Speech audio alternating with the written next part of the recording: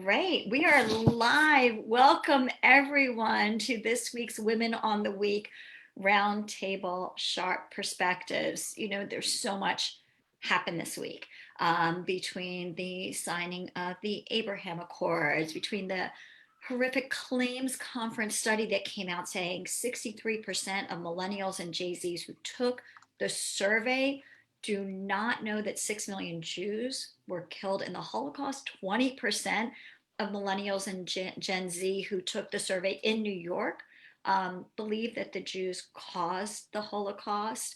I love that heard that Taffy Brodesser-Akner is writing a screenplay on get abuse. Can't wait for that. The sky is literally burning. And then, of course, the Jerusalem Post announced its 50 most influential Jews of 2020, and I am on that list. So let's just focus on that. But we have a tremendous panel today and two very special guests. And because it is Erev Rosh Hashanah, we're going to spend the next half hour talking about the high holidays and synagogue life in general and how it's changed this year and perhaps forever because of COVID. So our special guests are Shira Hanau, reporter for JTA, who did beautiful coverage of the high holidays under COVID. Michelle Boorstein, religion reporter for the Washington Post. Of course, I'm joined again this week by Jody Radorin, editor-in-chief of The Forward, Melissa Kramer, editor-in-chief of JTA, and I am your host, Meredith Jacobs of JWI. So let's get to it. Jody, I don't know if it was today or yesterday, I got my email from The Forward and the subject line really caught my attention. High holiday services this year are like MTV Unplugged. So yeah, as a kid who grew up with MTV, tell me how it's going to be like that. So that was the headline on a profile that Ari Feldman did of a rabbi in Cincinnati, Ohio, who very early in the pandemic, she was a really dynamic, innovative rabbi pre-pandemic and actually had done a lot of experimenting with streaming and stuff. And she very early on said, we need to take our whole high holiday budget and create an awesome virtual service that we're going to stream on local TV. And that's one of many, many different innovations that we've seen across the liberal Jewish world in Reform and conservative synagogues. Zoom production has become a new, added to the rabbi's duties or whatever. I would say, there's a few different splits across the Jewish world. A lot of Haredi synagogues are really operating as normal. A lot of modern Orthodox synagogues are still focusing on in-person services, largely outside. I know my parents' synagogue in Newton, Massachusetts is doing a series of different minyanim. They were sold out and they doubled the size. They're doing like 3 for every service. And most conservative and Reform synagogues are doing mostly virtual things, but they've come up with lots of new ways, whether a lot of pre-recorded videos, a lot of awesome, highly produced music. Most are shorter. And then encouraging people, we had a great story this week also, I'll put the link in the chat in a minute, on the swag boxes that some schools are sending out to help people make their home watching space more Hamish or more holy, actually. I know here in Montclair, our synagogue is actually, like for Yom Kippur, is gonna allow people to come and be near the Ark, which we always do before Nila or during Nila. You have to sign up in advance for quick slots. We're having there 30 shofar blowings in the sort of wider community here, and you sign up to go to a park to hear the shofar. And we just, and then everybody's just doing their own thing, individually. There's a synagogue, I think the Orthodox synagogue in Riverdale, I heard there were 2 members who lived one house apart from each other that were going to give their backyards for a big service, and their neighbor in the middle, who's not Jewish, was like, you can use my yard too. So they're going to have 3 yards across to social distance up there in Riverdale. And I have to say, a few days ago, my husband and I decided to take a TV outside and see how it would look in the daytime. And now we are having people in our backyard to watch our streaming services tonight and tomorrow. We were already having people there for meals, so we've added that. I mean, everybody's innovating and adapting, and I think also kind of holding their breath to see like how this will feel. Exactly. I had to put myself on mute for a moment because Bobka the Bernedoodle is barking in the background. But yeah, and my synagogue is also doing a hybrid of some smaller services they're offering for limited members only outside. They're streaming on YouTube. The school is doing their classes by grades on Zoom, which I thought was interesting. But Shira, what did you find from your extensive reporting on what's happening during the high holidays? Yeah, I found that it's really, as Jody said, it's really, there's sort of a split between the Orthodox experience of what the high holidays are going to be like and Reform and Conservative and Reconstructionist and Renewal synagogues. For the most part, liberal synagogues are doing online Zoom services, and that's sort of going to be, you know, it's going to be unsatisfying for a lot of people. It's just not going to be the way that they want it to be. But the truth is that for the Orthodox synagogues, for the most part, it's also going to be somewhat unsatisfying. You're not going to get to sit with your people that you sit with normally. You're not going to be right next to them. You're not going to be singing everything in the same way. You're going to be wearing a mask, except for, as Jody said, in certain ultra-Orthodox settings, in Hasidic synagogues, in some of those, you're not going to see a lot of the same distancing measures, but in most modern Orthodox synagogues, there's going to be 6 feet of distance, if not more. They're going to be outside. There's going to be, multiple services, one after another after another. And it's just going to be very, very, very different. Sermons are getting cut. Rabbis are not able to do that. So there's a lot of like pre-gaming the sermon. So, a Zoom sermon on Thursday night before Rosh Hashanah, or Zoom sermons like in the week between Rosh Hashanah and Yom Kippur. So there's a lot of that. There's a lot of sort of figuring out like how can we try to approximate what we've done without actually being able to do it. And in the last week, I think there's also been a lot of like last minute rethinking of what we're going to do. So as much as there's been all this planning, I think that there are definitely a lot of people who in the last couple of weeks decided, you know what, maybe I don't want to go to my synagogue in person, or maybe I don't want to do the Zoom thing. Maybe I'm going to do a very small service with a few neighbors in my backyard. My sister sent me some pictures of her community where there are just tents everywhere, because people are doing that. They're setting up a tent and figuring out, all right, you'll lead this, I'll lead that, and sort of coming up with their own thing now. And that's a lot of it. It's a lot of improvisation. That's beautiful. That's a lovely idea to do in the backyard. But I know for me, so much of it is that it's the in-person experience, but not the in-person of the service itself. I remember sitting there with, my mom when I was little, my sister and I, my mom would say, oh, look what she's wearing. And look what, as part of that gossiping about what everyone is wearing. There's the sitting in the hallways when you're a teen and kind of flirting. And there's also now I find the time that maybe this is the 1 or 2 times a year that I'm catching up with people and seeing people and not really having that experience of just being a part of the community for those of us who aren't regular shul goers. How much, it's bizarre not thinking about what I'm going to wear. And I know that sounds superficial, but that to me is very much part of the high holidays that we're going to be missing. Felicity, you were talking about the way this is uniquely affecting women. That's something that hasn't been reported on or has been talked about. Yeah, I have thoughts about 2 things that I think have been kind of underexplored in coverage and maybe in people's minds. And one is, you're talking about, okay, think about what you're going to wear and who you're going to see. And I think of that in terms of like preparation. And it doesn't require that much preparation this year to participate. If you are a participant in services, it requires a whole lot if you are leading services or running it, more and different preparation than ever before. But if you're attending, I feel like you can decide on Saturday morning, what are you going to click into? And there's so many lists, and we made a list, and the forward has a list, and you can, there's infinite options. And one of the things about the holidays is that you're getting ready. You're reflecting, you're checking in with yourself, you're checking in with people. And I will say in our coverage, we have focused on brass tacks and what does it take to pull this off?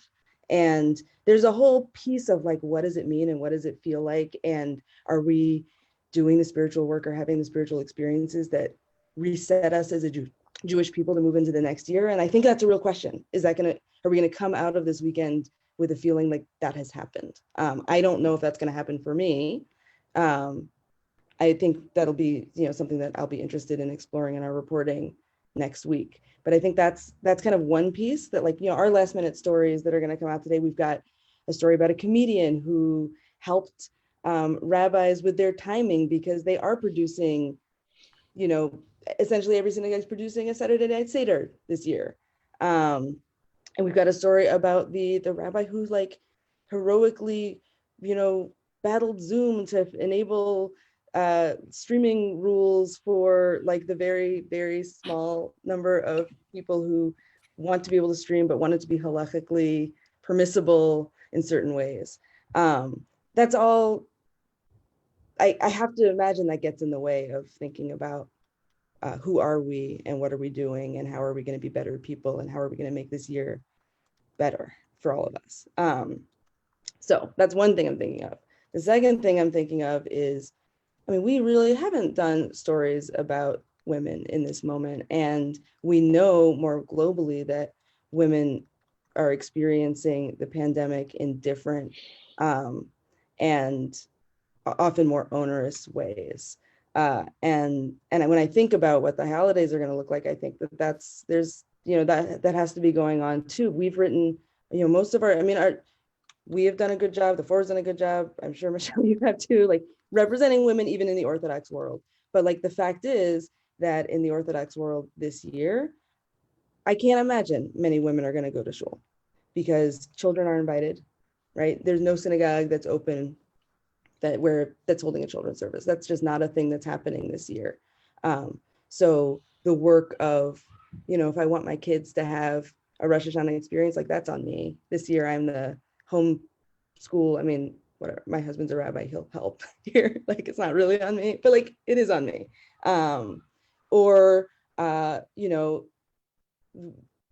Everyone prepares for meals in any year and we share meals, but everybody's doing their own meals, or most people are doing their own meals. And that means that, the burden is, everybody's feeling the same burden there.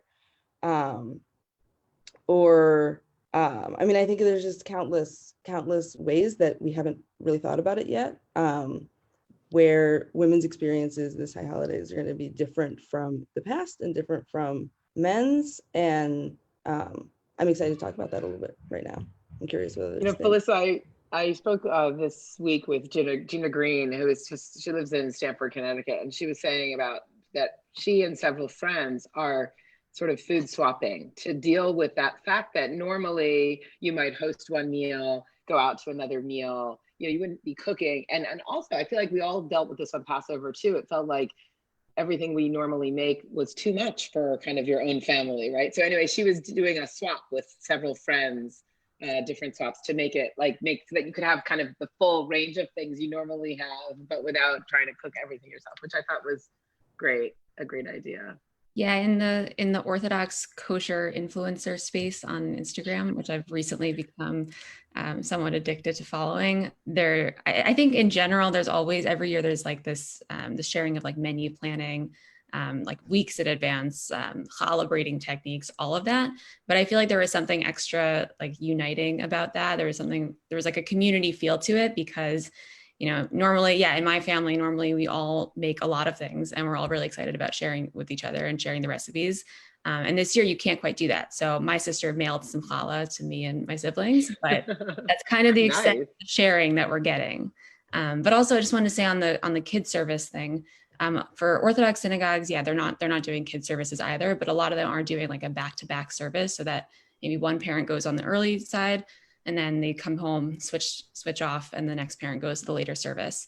And I think for a lot of non-Orthodox congregations, that's going to look very different because at home, especially if you're doing Zoom school, it's not going to be so easy to just like park your kid in front of a kid service on Zoom.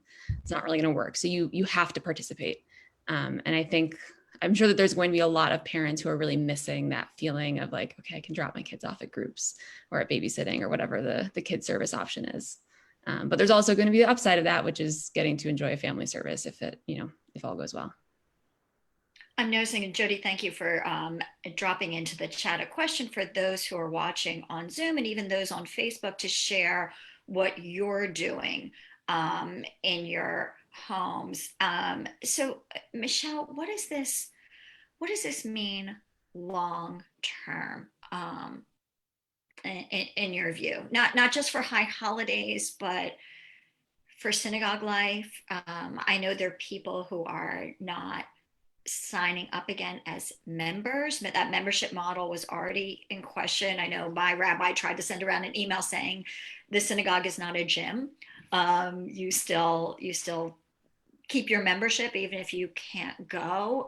There was already this tendency to kind of be able to have a very transactional experience, and this is of course for the non-Orthodox to kind of pick and choose how you engage with Judaism. How does this change? So Michelle, what are your thoughts on how things are changing forever now, possibly? Well, I think what Jody said about, people are holding their breath to see what happens. I think it's what happens during these experiences, especially these like big built up experiences, and how that goes down. Like, I think, just looking at religion in general, there's so many debates about whether, people who think like, actually, this is going to rejuvenate people, institutional religion or places that are nourishing of your faith and spiritual community.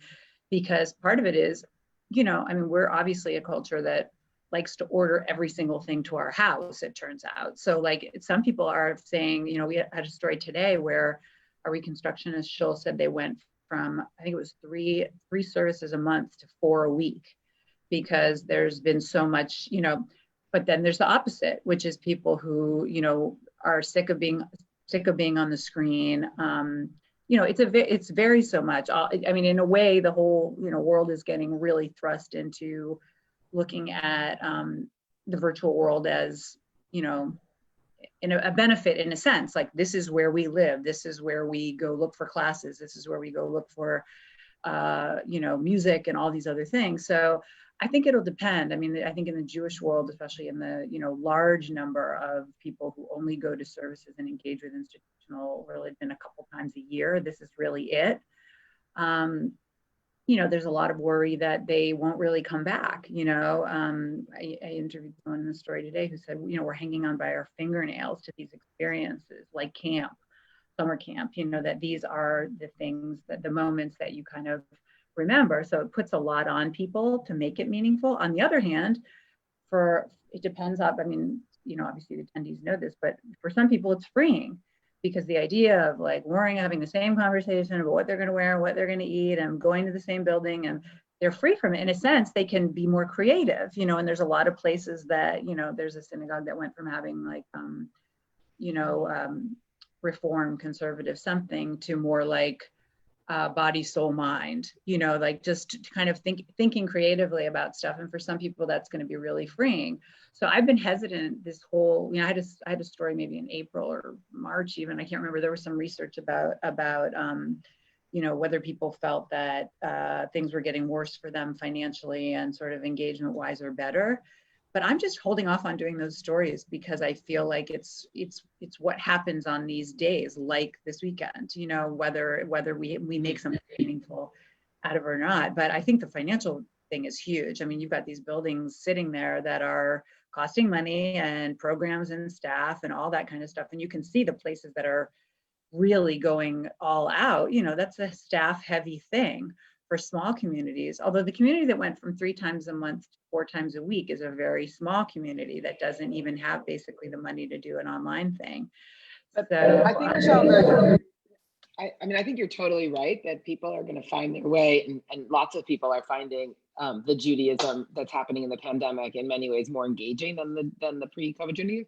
But I really think it is exposing a real structural problem, financial problem that totally predated it, which is that many synagogues survived on high holiday tickets paid for by relatively disengaged Jews who came 3 times a year out of some whatever, right, meaning, or on preschools that were, but and they continued to have this membership model that made very little sense for the vast majority of people who they were serving. People were not interested in their parents' membership model. The synagogue was, and in these heavy dues were going up, religious school fees were going up, high holiday tickets were going up, and attendance was going down everywhere else. And nobody addressed it.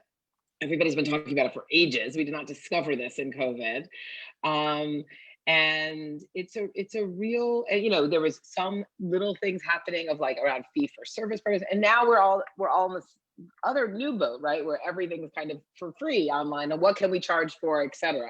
But that's the reckoning that has to happen, is like, what is the value that the kind of mid-level Jewish engaged person who definitely wants some Judaism in their life, right, may want to pick and choose from a much broader menu now of what that looks like. What's the value of it for them, and how do we price things? And I mean, I on a flip side of this was when the camps closed down and you had to decide whether to roll over your payment hoping for next year, get your refund, or a lot of them asked for it as a donation because they were struggling so much. And I totally understood they were struggling, but it struck me as like, I think of this money I pay for camp as really a fee for this very lovely experience, which is very much about Jewish identity for my kids, but also about like, the meals and housing and activities, and not, so I think there's an important reckoning that is starting to happen, and that really is going to play out over the next few years, to sort of 2 generations, honestly, of the synagogue structure's failure to adapt to kind of the new reality. And that fee structure didn't make any sense, and it's falling apart now.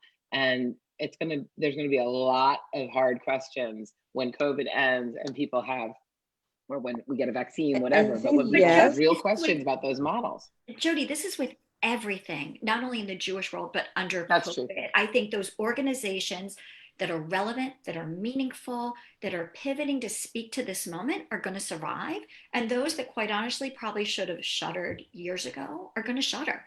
And I think also, speaking to Felissa, what we're seeing under COVID is how women are more affected and impacted by this pandemic, and they're calling it, whether it's the she session or how women's, I mean, there's so much around uniquely what's being put on women to make things happen while still trying to continue careers. I mean, it's just, the high holidays is just kind of a snapshot of what's happening in the larger picture. And I think, speaking to what Michelle was saying about this small synagogue that was able to really innovate and it is going to drive more engagement, is, exactly, the best will survive right now. I mean, it really is that kind of world.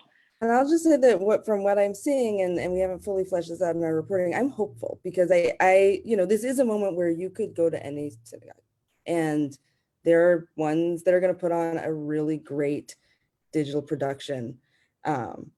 And then there are local synagogues that they're gonna get by, and they figured it out, and it's gonna be really, it's gonna be Hamish, and people are going to those. And I'm thinking of my colleague who, he lives in Brooklyn. I would say he's not like dropping in on, cutting edge shuls all the time, but like he could. He's gonna log in to like his parents' shul where he grew up. And I know lots of people like that. And I think that people are drawn to community right now, always. And I think that's a powerful choice that means something in this moment. And I will also say that, I mean, my husband used to be the rabbi of a very small synagogue where he really did everything. And we're kind of glad that he's not playing that role right now. It seems impossible. But the person who took his place, he's been consulting with him, and like switching to digital services has been great.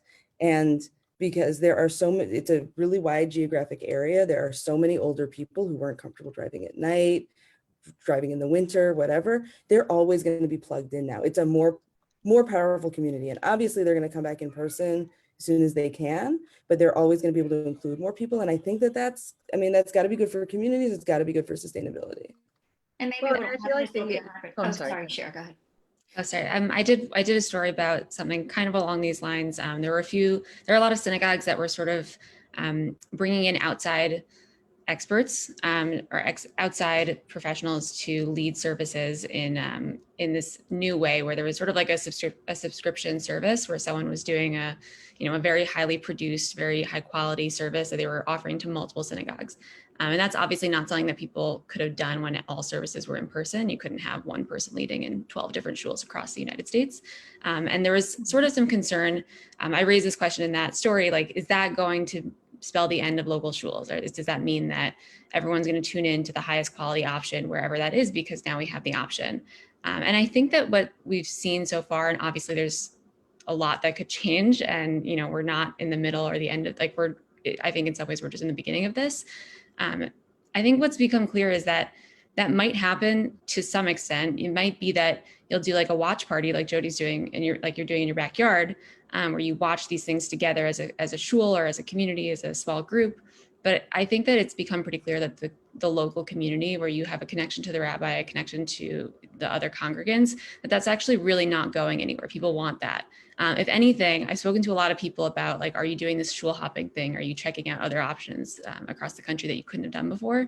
And the people who are doing that for the most part, I think, are rabbis, or kind of like the power users. You know, they're like the professors of Jewish studies, or the people who would have been going to Minyan and like really, really into it, and really consistent about it before. I don't know that that's actually changing a ton for the regular people who maybe go to shul, you know, twice a year or a couple of times, who still really want that personal connection to be their primary reason for going.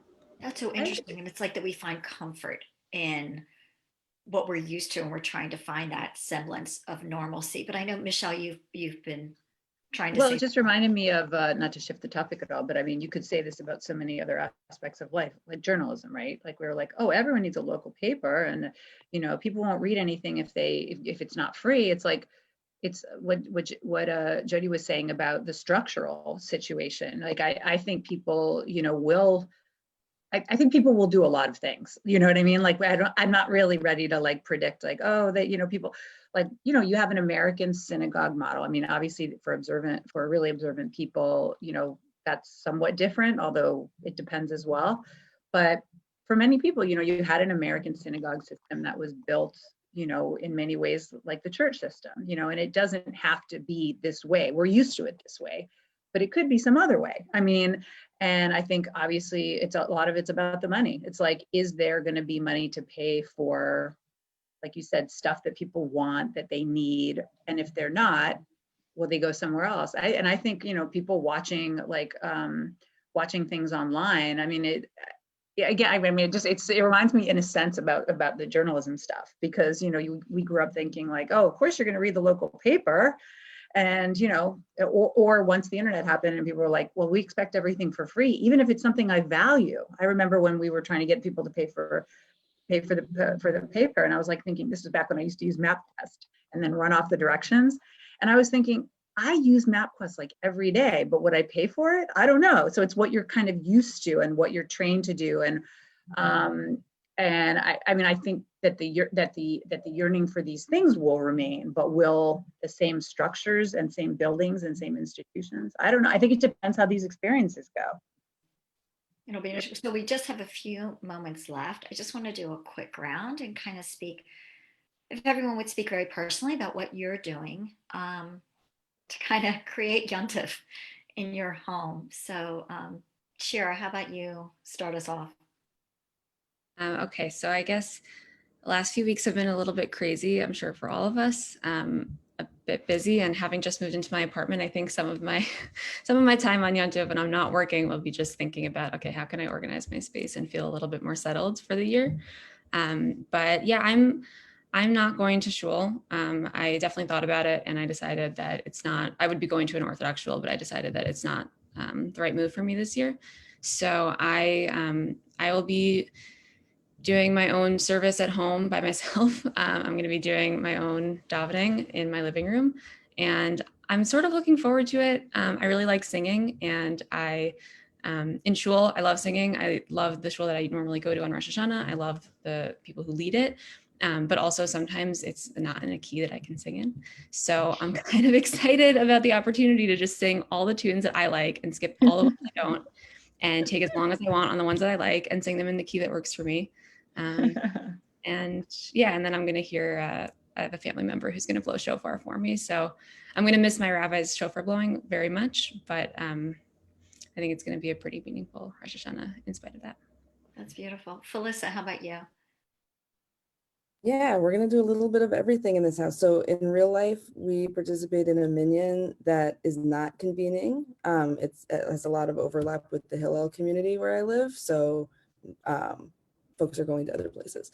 So my husband is running a service through My Jewish Learning. There's still time to sign up for anybody who's looking for a kind of greatest hits speed service on Rosh Hashanah morning. So I'm going to be keeping the kids really quiet in our 2-bedroom apartment while he does that. We've got some kid services bookmarked, some books pulled that kind of, we can bring out the themes of the day. On Sunday, we're going to make a Russian honey cake, which takes like 12 hours to do. And then we're going to freeze the slices individually because we have no one to share it with, and we would die if we ate it all right away. So we're going to try and make that cake last till Pesach out of the freezer. So we have some activities planned to feel like the moment. We've been doing a lot of singing in our house already, and that will continue. And hopefully the children will join in and not just ask us to stop, which that would change things this weekend for us. Well, maybe if you would share the drop the link for your husband's services. Yes, and if you would share with me later the recipe for that cake, we can send it out after this in the email. I'm actually writing a whole piece. I will do that, but I'm writing a whole piece for next week about the other honey cake, the cake that you'll never go back, even though it takes 12 hours to make this one. Okay, so we'll wait for that. Michelle, how about you? I decided to try not to replicate exactly, we're going to have kind of like a nice dinner with some cousins that is more traditional, but then I think we're going to watch some service in the backyard, like with a projector screen that we borrowed to watch movies over the summer, and like for my son's 11th birthday, we're going to have the services out there and then walk around and hear people blow the shofar. I love that. Jody? So I already mentioned it, but we're doing a bunch of stuff in the backyard. It's funny, and we're going to Tashley, a fun show for blowing with our community in different socially distant place. I came into the week feeling like, wow, this is going to be the easiest Yontif to prepare for ever, because I was shopped on Sunday and I was like, I have till Friday and I'm not even commuting. I can do a little bit every day. And then yesterday morning I woke up and realized I basically cooked nothing, and I had a very frantic day yesterday making brisket and soups and. But I do think it'll be better, like in that way, in terms of not rushing back and forth from show. Like I feel like everything's just here, and so maybe that'll be a little easier. The two things I guess I'm really focused on now are, one is we've been trying to bring the Rosh Hashanah Seder idea into our house for the last year since we lived in Israel, and so I'm trying to do that bigger or more to this year. I've got my green beans and my leeks and my beets and all those samim and a Swedish fish for the fish on the fish's head. Of course, my kids are very excited about the Swedish fish, and we're gonna make a big plate of all of that and do those extra blessings to see if we can't get ourselves some points in the book derby. We're also doing a Zoom version of that with my extended family on Saturday night, which is new for that group. And I guess the thing I feel like I have to actually really prioritize now is what Melissa was talking about. I think about I gotta make this not a regular weekend and some blank time. I gotta like read a book or sit by myself or do something that's quieter and more reflective, and not so much about how am I making this normal or not normal or whatever, but just sit with myself and be. So I'm going to try to prioritize that. I think you're so right. I kind of didn't put a lot into Passover this year. I just kind of checked the box with my cousin's Zoom Seder, and I found that my year has been off in a way because of it. Just realizing how much somehow I'm marking the passage of the year by these moments. I didn't turn my kitchen over. I didn't do the things that I traditionally find time to do. And Jody, like you were saying, like normally had I been commuting to work, I would have had so many things already cooked because I would have thought I had to, and I pushed it off. And now, I'm going to spend the day juggling conference calls while I'm cooking, because it's not just for my family, but for myself. I feel like I've got to make it feel like Yontif. And for me, so much that is going to mean my challah, my Annie Lean's gefilte fish, my mom's apple cake, the brisket is defrosting, the chicken. And what I want to focus on is that my 24-year-old daughter is here with us this year. Normally she wouldn't be, of course, and she's going to help me cook. And so now it's finally those things that I always said I want to teach Sophie how to make this. I'm going to have this year to do, and I am I have so much work on my plate, and it would be so easy to, to after whatever we're watching from my shul to turn to work, really force myself to make it feel like the holidays and observe it to the extent that I can. Of course, my son will blow the shofar he got 8 years ago from a friend on his bar mitzvah, but maybe those saxophone lessons will come into play for the shofar. But I want to thank everyone for watching. I want to thank all of you for giving your time today to serve on our panel. And I just wish everyone a sweet and healthy new year. Shana Tova, may next year be a better year in so many ways. And just wishing everyone peace and love and strength. And we'll see you next week. So thank you all. Shana Tova. Shana Shana Tova. Tova. Everybody.